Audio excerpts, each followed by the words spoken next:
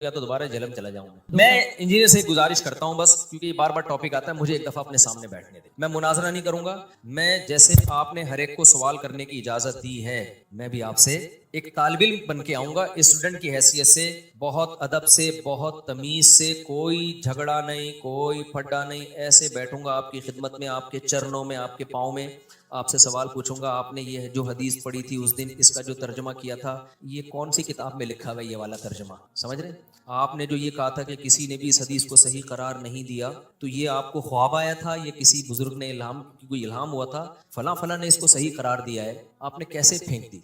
आपने जो उस दिन ये क्लिप में फरमाया था कि ये उलमा देवबंद का गढ़ा हुआ अकीदा है, तो ये तो हजारों साल से ये अकीदा चला आ रहा है, तो गढ़ा हुआ तो वो चीज़ होती है जो ईजाद की हो, तो ये आपने कैसे बहुत लंबी, यानी बहुत तमीज से ना, फेंकने का लफ्ज इस्तेमाल करूंगा कि इतने सवालात है ना, बेहोश ना हो जाए ना, मेरा नाम बदल देना, भाग जाएगा। वो पता है क्या कहता है? क्लिप बाजी करो। क्लिप बाजी में फिर ये होता है कि वो एक लंबी बहस चलती है ना खत्म होने वाली, तो उसके बहुत सारे, अभी देखो ना क्लिप बाजी हुई है ना अदालती खुला पे, मैंने इतना मुदल्लर रिकॉर्ड करवाया, मान लिया उसने, ऐसा पी गया, ऐसा घुमा दिया, उसके स्टूडेंट भी कहने हाँ उसने तो ये दावा ही नहीं किया। तो इसमें खयानत आसान होती है, जब फेस टू फेस बैठ के बात होती है ना, तो फिर भागना बहुत मुश्किल होता है। अब ये अब्दुल्ला बिन अब्बास वाली हदीस जो है, जाबिर बिन ज़ैद कहते हैं कि अब्दुल्ला बिन अब्बास वो कहते हैं मेरा ख्याल यही है कि ज़ोहर को मुकद्दम किया था, असर को, ज़ोहर को मुअख्खर किया था, असर को मुकद्दम। फौरन इंजीनियर ने क्या कह दिया, कोई हनफी ने ये बोल दिया है। तो मैं जब सामने बैठा होता, मैं कहता है kindly excuse me sir please, हम स्कूल में थे ना, एक्सक्यूज मी, ऐसे अपनी मिस को जब हमने को पूछना होता था ना, मीस, वो देखा 50-50 मीस, कहता सर प्लीज, फिर मैं कहता सर ये हनफी का इल्जाम गलत है इसके ऊपर, ये अब्दुल्ला बिन अब्बास का शागिर्द है ये, और निसाई में तो खुद अब्दुल्ला बिन अब्बास से मनकूल है ये, लेकिन चलो उसमें इस्तिराब है, उसमें बाज़ लोग कहते हैं अब्दुल्ला बिन अब्बास की तरफ इस कॉल की निस्बत दुरुस्त नहीं है। तो ऐसे ऐसे ब्लेंडर हैं, लेकिन आपने यानी बॉलिंग भी खुद ही, बैटिंग भी खुद ही, और एम्पायर भी खुद ही। ऐसे मैच में जीतना, वो शेर याद कर लो बस, हमको देख के शर्माओ तो शर्माने की दाद भी दें। शायर अपनी महबूबा से कह रहे तुम हर वक्त शर्माती रहती हो ना, ये कोई शर्माना, कोई ये अट्रैक्शन का जरिया नहीं है। हमको देख के शर्माओ तो शर्माने की दाद भी दें, आईने में देख के खुद को शर्माने से क्या होगा? यानी तुम आईने में खड़े होकर अपने आप को देख के ही शर्माती रहती हो, वहां तारीफ करने वाला कोई भी नहीं है। तो अपने ही मुंह मियां मिट्ठू बनना बहुत आसान होता है। कभी खुशबू लगा के आप अंडा मोड़ आओ, हमारे सामने बैठ जाओ या हमें अपने सामने बैठने दो, फिर हम देखेंगे इन तिलों में तेल कितना है, कितना इल्मी किताबी है। देखें इस्लाम में 5 नमाजों का मतलब ही 5 वक्तों पर है। एक वक्त में 2 नमाजें एक ही कहलाती हैं वो, क्योंकि कोई टेंशन तो हुई नहीं ना फिर उसमें। तो 5 नमाजों का मतलब 5, और हदीस जिब्रील में भी है कि नमाजों के औकात नबी सल्लल्लाहु अलैहि वसल्लम ने बताए हैं। एक नमाज दूसरी नमाज के वक्त में दाखिल नहीं हो सकती। हज जो है वो खिलाफ क़यास है।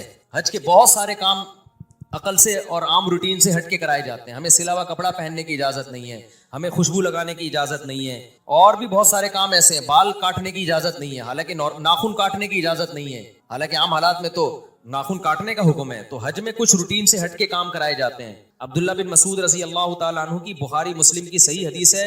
अब्दुल्ला बिन मसूद जो नबी के सफर हजर के साथी हैं, फरमाते हैं अल्लाह के नबी ने कभी भी 2 नमाजें इकट्ठी नहीं पढ़ी हैं सिवाय हज के मौके के। कभी भी 2 नमाजें इकट्ठी नहीं पढ़ी हैं आपने। लोग कहते हैं कि अब्दुल्ला बिन मसूद को पता ही नहीं होगा कि सफर में हो सकता है उनके सामने नबी ने पढ़ी हो, नबी ने यानी जब पढ़ी थी तो उस वक्त वो सफर में ना हो, तो ये बात भी गलत है। अब्दुल्ला बिन मसूद से सही सनद से ये बात भी साबित है कि आपने फरमाया कि नबी ने सफर में 2 नमाजें इकट्ठी पढ़ी हैं। एक तरफ इब्ने मसूद कह रहे हैं कभी भी इकट्ठी नहीं पढ़ी, एक तरफ कह रहे हैं पढ़ी है। इसका मतलब जो पढ़ी है उसका मतलब कुछ और है, और नहीं पढ़ी है उसका मतलब कुछ और है। जो पढ़ी है वो ऐसे पढ़ी है कि ज़ोहर को मुअख्खर किया, आखिरी वक्त में पढ़ा, और असर को मुकद्दम करके अव्वल वक्त में पढ़ा। इस तरह से पढ़ना साबित है। ये जो बुखारी मुस्लिम की हदीस है ना, इसमें अब इंजीनियर ने बहुत बड़ा ब्लंडर किया। मैं आपको बता रहा हूं ना कि मुझे वक्त मिले दुआ करो, इसको मैं ऐसा एक्सपोज कर सकता हूं अल्हम्दुलिल्लाह के, लेकिन इसके स्टूडेंट ढीठ बहुत है। मसला उनके साथ ही है, इतने बड़े बड़े ब्लंडर ये आदमी करता है। इसने पता है क्या किया है? देखो अब्दुल्ला बिन अब्बास की हदीस है जिसमें आता है कि अब्दुल्ला बिन अब्बास रजी अल्लाह ताला अन्हु दर्स दे रहे थे, नमाज का टाइम जा रहा था, तो किसी ने कहा कि आप नमाज पढ़ाएं, तो अब्दुल्ला बिन मसूद ने उसको डांटा, सॉरी अब्दुल्ला बिन अब्बास ने, और अब्दुल्ला बिन अब्बास ने ज़ोहर को मुअख्खर किया और ज़ोहर और असर मिला के पढ़ी है उन्होंने, समझ रहे? अब अब्दुल्ला बिन अब्बास के शागिर्द हैं जाबिर इब्ने ज़ैद।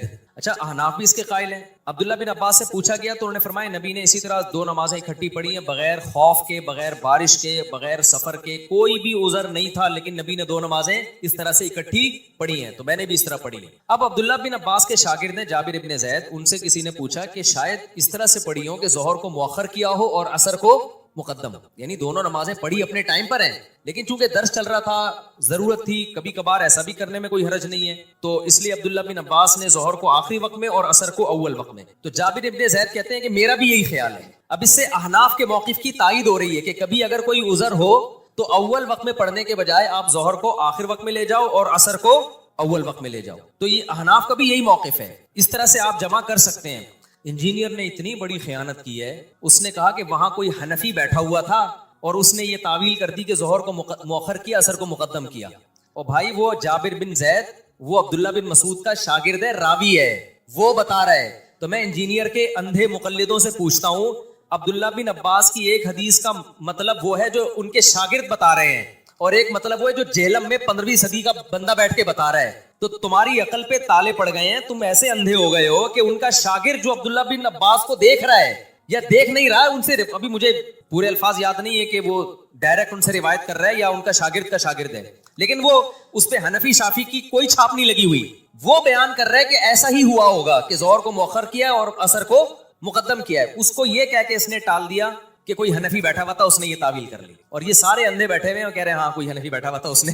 अब्दुल्ला बिन अब्बास का शागिर्द जो मतलब बता रहा है वो मतलब अंधी तकलीद है, और इंजीनियर जो मतलब अपनी तरफ से थोप रहा है कि जोहर को कज़ा करके उन्होंने असर में पढ़ी है। अगर इस हदीस का ये मतलब बयान किया जाए ना, बगैर उज़र बगैर वजह के जोहर को असर के वक्त पे पढ़ा है, तो फिर ये असर की नमाज की जो हिफाजत का कुरान ने हुक्म दिया, हाफिदू अलस्सलावाति वस्सलातिल वुस्ता, खुसूसन दरमियानी नमाज की हिफाजत करो, इसका मतलब क्या है फिर? और वो जो हदीस जिब्रील में आता है जोहर का वक्त यहाँ से यहाँ तक, असर का वक्त यहाँ, ये इसका मतलब क्या है? जब बगैर किसी वजह के भी ये जायज़ है, तो नमाजों की हिफाजत के बारे में जो कुरान की इतनी आयतें हैं कि वल्लज़ीना हुम अला सलावातिहिम युहाफ़िज़ून, ईमान वाले अपनी नमाजों की हिफाजत करते हैं। अब्दुल्ला बिन मसूद कहते हैं इसका मतलब है नमाज अपने टाइम पे पढ़ते हैं। तो अब्दुल्ला बिन अब्बास इतनी बड़ी गलती करेंगे? और यही तावील बड़े बड़े उलमा ने की है। अहले हदीस अल्लामा शौकानी अहले हदीस आलिम है, उन्होंने यही मतलब बयान किया कि जोहर को मुकद्दम किया था और असर को, जोहर को मुअख्खर किया और असर को मुकद्दम किया, नमाजें अपने टाइम पे ही पढ़ी हैं। लेकिन इसको अहनाफ से, उलमाए देवबंद से, बर्रे सगीर के मौलवियों से इतनी चिढ़ है, बस कुछ भी उठा के अनसंड मारता रहेगा। हदीस के रावी बयान कर रहे हैं कि भाई वो इस तरह किया होगा, तो पी गया, जाबिर बिन ज़ैद को पी गया और बोला कि किसी हनफी ने ये तावील की है। बड़े यानी हनफी भी नहीं, अब कहना तो इसको ये दिल चाह रहा था कि अंडा मोड़ के किसी मौलवी ने ये तावील की है। तो लेकिन सामने बैठे हुए कह रहे यार बात जब भी करता है रेफरेंस से करता है, बात जब भी करता है, अबे रेफरेंस इतना बड़े धांधलियां तर्जुमे में मार रहा है, तो बताता क्यों नहीं है कि जाबिर बिन ज़ैद ये बता रहे हैं कि जोहर को मुअख्खर किया और असर को मुकद्दम किया। अब्दुल्ला बिन अब्बास के शागिर्द ये बता रहे हैं कि कज़ा नहीं की है उन्होंने नमाज। तो ये कभी खुशबू लगा के इंशाल्लाह सोच रहा हूँ या तो दोबारा जेहलम चला जाऊंगा, लेकिन ऐसा होता नहीं है, क्या करें। सब दो सवाल है। एक तो ये कि सफ में नमाज पढ़ने इस तरह अगर आगे वाली सफ नहीं भरी हुई हो, दाएं बाएं जगह रह गई हो, एक या दो बंदों की सही, खास तौर पे उन मसाजिद में जहाँ पे सफ़ें बहुत लंबी होती हैं जी, और उसमें नई सफ में खड़े हो जाने से क्या नमाज बिल्कुल नहीं होती है, या ये कि नमाज हो जाती है? मस्जिद में जहाँ भी खड़े होकर इब्तिदा करोगे नमाज हो जाएगी, लेकिन सफ में खला का गुनाह मिलेगा। इमाम यहाँ खड़ा हुआ है, आप उधर कोने में भी इब्तिदा कर लोगे ना, नमाज हो जाएगी, लेकिन गुनाह होगा आपको। अस्सलाम वालेकुम। वालेकुम अस्सलाम। मुफ्ती साहब, मेरा सवाल ये था कि अपनी ज़िंदगी में जो नमाज क़ज़ा की है जी, इस बारे में क्या वही है और आइंदा जो इन नमाज़ों को किस तरह अदा करें? देखो जिंदगी में ही नमाजें क़ज़ा होती हैं, मौत के बाद थोड़ी क़ज़ा होती हैं। जो भी जिंदगी में नमाजें क़ज़ा हो गई हैं, एक नमाज का क़ज़ा करना अकबरुल कबायर है, कबीरा नहीं है, अकबरुल कबायर। कबायर में भी सबसे बड़ा गुनाह है, इतना बड़ा जुर्म है नमाज का क़ज़ा करना। तो नमाज जिम्मे से साक़ित नहीं होती। हाँ, कोई काफिर मुसलमान हुआ है तो उस पर तो नमाज पहले लाजिम ही नहीं थी ना, लिहाजा वो उस दिन से शुरू करेगा। मुसलमान जो था उस पर तो जब से बालिग हुआ है नमाजें उसके जिम्मे लाजिम है, तो वो लौटाना उस पर लाजिम है। लोग कहते हैं क़ज़ाए उम्री की दलील क्या है, उनसे पूछा जाए ना होने की क्या दलील है। हदीस में आता है दईनुल्लाहि अहक़्क़ु अन युक़ज़ा, अल्लाह का कर्ज इस बात के ज्यादा लायक है कि उसको अदा किया जाए, तो उसमें तौबा भी करे और क़ज़ा भी पढ़ ले। वालेकुम अस्सलाम। साहब, मेरा ई कॉमर्स का बिजनेस है, तो पाकिस्तान से प्रोडक्ट बाहर भेजते हैं, यूएस, यूके, कनाडा ना। तो अब पाकिस्तान में पेमेंट अवेलेबल नहीं है, payment platform like PayPal, stripe available नहीं है। तो बाहर हमारा फ्रेंड वगैरह है जिसके डिटेल के ऊपर अकाउंट बनाया हुआ है, जिसकी डिटेल पे अकाउंट बनाया हुआ है, तो उससे बनाने से पहले परसेंटेज डिस्कस की कि 15% हम आपको पे करेंगे जो भी अर्निंग होगी उसके अंदर। तो अब जो भी अर्निंग आती है तो उसको 15% पे करते हैं, तो ये सूद में के जुमरे में तो नहीं है? यानी उसने उसका अकाउंट आप इस्तेमाल कर रहे हैं? जी बिल्कुल। उसके अकाउंट में पैसे आते हैं जी, और वो अपना अकाउंट इस्तेमाल करने पर आपसे जितनी भी ट्रांजैक्शन होगी उसका 15% लेता है पर ट्रांजेक्शन। ये आपने उसको कर्ज दिया है और आप उसको कर्ज देने का ही, सूद तो नहीं है ये, सूद नहीं है। क्योंकि सूद तो कहते हैं कर्ज दे के नफा हासिल करना। ठीक।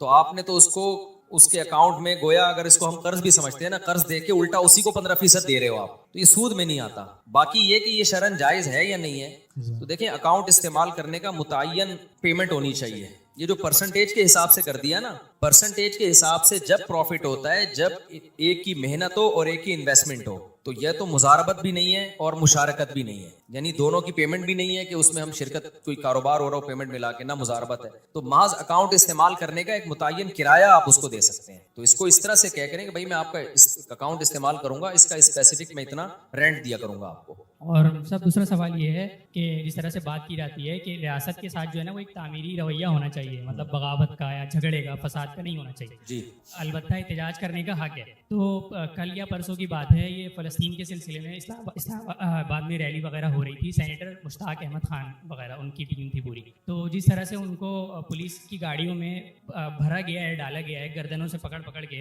اور اسی طرح سے ابھی کل یا پرسوں کی بات ہے ایک کراچی یونیورسٹی کے پروفیسر کو اغوا کر لیا گیا ہے. تو اس طرح کے واقعات پہ آپ کے پاس اگر جائز راستہ بھی نہ ہو احتجاج کرنے کا یا ریکارڈ کروانے کا, تو پھر اس صورت میں آدمی کیا کرے؟ خاص طور پہ جامعۃ الرشید کا کیا موقف ہے, جبکہ ان کی طرف سے خاص کی تاکید آتی ہے کہ آپ حمایت کریں اداروں کی. اس طرح کے واقعات پہ جامعہ کا رد عمل کہاں پر آتا ہے اور کس طرح سے آتا ہے دیکھو اس صورت میں سب سے پہلی بات یہ کہ جب تک دونوں طرف کی بات نہ سن لو کسی ایک کو فیور نہ کرو. جب تک دونوں طرف کی بات نہ سن لو, کسی کو اٹھایا, گرفتار کیا, ریلی پر پولیس نے مقابلہ کیا, کیا کیا, آپ جا کے پہلے پولیس سے بھی ملو, یعنی جس نے پولیس کو آرڈر کیا ہے نا اس سے پوچھو آپ نے کیوں کہا ہے. ہو سکتا ہے ان کے پاس کوئی ایسی ویلڈ بات ہو کہ آپ کہو کہ یار یہ بالکل ٹھیک ہے, میں فیور نہیں کر رہا. لیکن جب تک دونوں طرف کی بات سامنے نہ آ جائے نا, اس وقت دیکھو میں اکثر ایسی چیزوں پہ خاموشی اختیار کرتا ہوں. ہمارے ہاں اکثر کیا ہوتا ہے, جو سوشل میڈیا پہ متحرک لوگ ہیں, جب بھی کوئی واقعہ ہو فوراً بیان داغ دیا. میں نہیں بیان داغتا, اس لیے کہ ایک طرف کی خبر آ رہی ہوتی ہے, دوسری طرف کی نہیں آتی, یا آتی ہے تو آتھینٹک نہیں ہوتی. تو ہم نے زندگی میں بہت تجربے کیے ہیں. ہم بعض دفعہ پورے کانفیڈنس کے ساتھ کانفیڈنٹلی کسی کو درست سمجھ رہے ہوتے ہیں, جب آپ ڈیپ میں جاؤ گے نا تو وہ غلط نکلے گا. ابھی ریسنٹلی آپ دیکھ لو قادیانیوں کے فیور میں جو سپریم کورٹ نے ایک قانون پاس کیا تھا جس میں قادیانیوں کو تبلیغ کی اجازت دی جا رہی تھی. بہت لوگوں نے مجھے کہا کہ آپ سپریم کورٹ کے جج کے خلاف بیان دو. میں بیان دے دیتا, مجھے پتا تھا کچھ بھی نہیں ہوگا میرے خلاف. یہ نہیں کہ میں بزدلی کا شکار ہو گیا. میں نے کہا یار پہلے جب تک میں لا پڑھوں گا نہیں, لکھا ہوا کیا ہے, پروپیگنڈے کا فوراً شکار نہیں ہونا چاہیے. پہلے تو پڑھو اس لا کو, دیکھو ہے کیا بھی ہے کہ نہیں کیا, ایسا الفاظ کیا ہیں اس کے, پھر تمیز سے ایک کام کی کوشش کرو. سپریم کورٹ کے جج سے ملنے کی کوشش کرو, یا پیغام پہنچانے کی کوشش کرو, یا اعلیٰ اہلکاروں تک بات پہنچاؤ. ہو سکتا ہے ہمارے احتجاج کے بغیر اور ایک تمیز سے ایک کام ہو جائے. تو ہوا یہ تھا جب سپریم کورٹ کے جج کا یہ فیصلہ آیا, تو آپ کو پتا ہے جنرل عاصم منیر کے ساتھ علماء کی میٹنگ ہوئی ہے نا کچھ دن پہلے, بہت سارے علماء گئے تھے اس میں, تو ہمیں بھی دعوت تھی, ہم بھی گئے. تو وہاں علماء نے یہ مسئلہ جنرل عاصم منیر کے سامنے اٹھایا. بریلوی علماء بھی تھے, اہل حدیث بھی تھے, دیوبندی بھی تھے, سب نے شیعہ بھی تھے. یہ مسئلہ اٹھایا کہ سپریم کورٹ نے, جنرل عاصم منیر نے بلایا اس لیے تھا کہ کوئی کسی کو اعتراض ہے, کوئی اشکال ہے تو کرے. تو یہ مسئلہ اٹھایا کہ بھائی یہ سپریم کورٹ نے قادیانیوں کو تبلیغ کی اجازت دے دی ہے. جنرل عاصم منیر نے کہا کہ آپ وہ قانون پڑھیں, اس میں قادیانیوں کو تبلیغ کی اجازت نہیں دی گئی ہے. پھر بھی پڑھنے کے بعد بھی اگر آپ کو کوئی اعتراض ہے تو ہم اس اعتراض کو دور کریں گے. وزیر اعظم صاحب بھی بیٹھے ہوئے تھے. جب اس قانون کو پڑھا گیا تو ہوا یہ تھا کہ اصل جو قانون تھا نا وہ یہ تھا کہ قادیانی اپنے بچوں کو تعلیم, یعنی تعلیم کا لفظ تھا جو اپنے بچوں کے لیے تھا, لیکن اس قانون میں یہ سکم تھا کہ اس سے قادیانی غلط فائدہ اٹھا سکتے تھے. جج کی نیت تبلیغ کی نہیں تھی کہ قادیانیوں کو تبلیغ کی جائے, لیکن ورڈنگ ایسی تھی کہ اس کے دو مطلب نکلتے تھے, اور کل فیوچر میں قادیانی اس تعلیم کے لفظ کو جو اپنے بچوں کو جو پڑھا رہے ہیں نا اس کو بنیاد بنا کر وہ تبلیغ بھی کر سکتے تھے. لہذا یہ بات پھر حضرت مفتی تقی عثمانی صاحب کے پاس گئی اور دیگر علماء کے پاس گئی. تو پھر علماء نے یہ احتجاج کیا, کہا کہ بھائی یہ جو لفظ ہے نا, اگرچہ جج کی نیت یہ نہیں تھی کہ تبلیغ کی اجازت دی جا رہی ہے, جج کی نیت ٹھیک تھی, لیکن اس الفاظ میں یہ سکم ہے. تو بڑے آرام سے کام ہوا. ہمیں پتا چلا کہ جج بھی قادیانیوں کے 100% خلاف ہے. جتنے ہم خلاف ہیں نا, ہم سے زیادہ وہ سپریم کورٹ کے جج خلاف تھا. اس نے فوراً چینج کر دیا اس کو. ابھی حضرت مفتی تقی صاحب سے نہیں بات چیت ہوئی ان کی, تو ایک کام آرام سے ہو سکتا ہے. کچھ غلط فہمیاں بھی ہوتی ہیں, ہم کیوں فوراً حکمرانوں کے خلاف, فوج کے خلاف, جج کے خلاف کیوں ایک تماشا کھڑا کر دیں. جتنا اختلاف, فوج کے خلاف بھی اختلاف رکھو, جتنا ہے اتنا رہنے دو اس کو. ہر چیز میں نہیں ہم نے اگینسٹ جانا ہے. بہت سارے کام بڑے LGBT کا جو مسئلہ ہے, یہ بل پاس ہو گیا تھا نا, تو کیا ہوا, علماء اور یوتھ کلب والے بھی اور دوسرے لوگوں وکلاء سے ملے, اسمبلی میں بات ہوئی, بڑے آرام سے کیا ہو گیا, یہ چینج ہو گیا. بہت تمیز سے کیا ہو گیا, चेंज हो गया। इसी तरह दिफाए सहाबा का मसला है, वो तमीज से काम नहीं हुआ तो वो रह गया। जो नामूसे सहाबा का लॉ था ना, वो ऐसे नहीं हुआ, आराम से बैठ के नहीं हुआ, वो जोश खरूज से हुआ है, लिहाजा वो रह गया। तो इसलिए एकदम नहीं जज्बात में आ जाना चाहिए। तो हमें जिस चीज का ना पता हो, खामोशी ठीक है, किसी को ना मुखालफत करो ना फेवर करो। फिर गवर्नमेंट बहुत से लोगों को उठा रही होती है, हम बेगुनाह समझ रहे होते हैं, बहुत से बेगुनाहों को भी उठाती है, लेकिन बहुत से ऐसों को उठाती है हम बेगुनाह समझ रहे होते हैं, लेकिन आप उनकी हिस्ट्री में जाओगे तो वो बेगुनाह होते नहीं है, वो कहीं ना कहीं क्रिमिनल एक्टिविटी में होते हैं, एजेंसियों के पास बहुत खबरें होती है, लेकिन बहरहाल जुल्म भी होता है। 100% अगर यकीनों के जुल्म है फिर यकीनन आवाज उठानी चाहिए, लेकिन 100% होता नहीं है। दूसरा, बाज दफा गवर्नमेंट के सामने एक चीज ये भी होती है कि गवर्नमेंट कई महाजों पे लड़ नहीं सकती है। आपको पता है बलूचिस्तान में बस रोक के कितने पंजाब के लोगों को मार दिया, केपीके में धमाके, बहुत सारी जगहों पे गवर्नमेंट उलझी हुई होती है। तो उसमें गवर्नमेंट की ये राय होती है कि हम एक नई फटीक नहीं पाल सकते, हम नया मसला इशू खड़ा होगा ना तो मुल्क की सालिमत खतरे में लग जाएगी। मैं गवर्नमेंट को फेवर नहीं कर रहा, हो सकता है गवर्नमेंट गलत कर रही हो, मसला ये ना उन्होंने बना लिया हो, लेकिन ये पॉसिबल तो है ना कि हो सकता है ये हो। तो इसलिए बहुत डेप्थ में जाके जब तक चारों तरफ से दलाइल के अच्छे तज्जिए ना हो, उस तक खामोशी क्या है बेहतर है। मन समता नजा, हदीस में आता है जो खामोश रह गया निजात पा जाएगा, जो बोलेगा तो फिर अल्लाह उससे पूछेगा कि क्या दलील थी तुम्हारे पास। तो सुप्रीम कोर्ट का मसला था। अच्छा, वो जो इमरान खान के दौर में डैम के लिए चंदा जमा हुआ है, कितना लोगों ने हमें कहा कि आप भी मुफ्ती साहब ऐलान करें, पानी पिलाने की इतनी फजीलत है, आप भी कहें कि लोग चंदा दें। मैंने कहा नहीं, ठीक है, हमें इमरान खान पे एतमाद था कि वो करप्ट नहीं है, लेकिन मैंने कहा मैं चंदे का ऐलान करूं, करोड़ों अरबों रुपए लोगों के चंदे के डैम के लिए हो जाए, कल इमरान खान की हुकूमत गई सही है ना। दूसरी बात ये कि इमरान खान के पास क्या ऐसा पैकेज है, क्या फ्रेमवर्क है, वो हमें बताए ना, हमें एतमाद मिले, वो उलमा को जमा करे, वजीर आजम साहब बताएं कि भाई ये चंदा आएगा तो पाकिस्तान में जैसे पहले चंदे जाया हुए हैं, मैं इसकी निगरानी कर रहा हूं, इसके लिए हवाई बात नहीं, मैंने ये वर्क किया हुआ है, इस पे ये पेपर वर्क है और ये अप्लाई जो है ना इसका इंप्लीमेंट इस तरीके से होगा पूरा प्रॉपर। जब एतमाद होगा हमें, फिर हम ऐलान करेंगे भाई चंदा दो। तो वही हुआ, देखो अगर मैं ऐलान कर देता तो मेरा प्रोग्राम बढ़ जाना था। लोग कहते हैं मुफ्ती साहब हमने आपके मुंह पे जो है ना करोड़ों करोड़ रुपए दिए, डैम का एक कील भी ठुकती भी हमें कभी नजर नहीं आई। अब उसमें इमरान खान का कसूर था या आर्मी चीफ का कसूर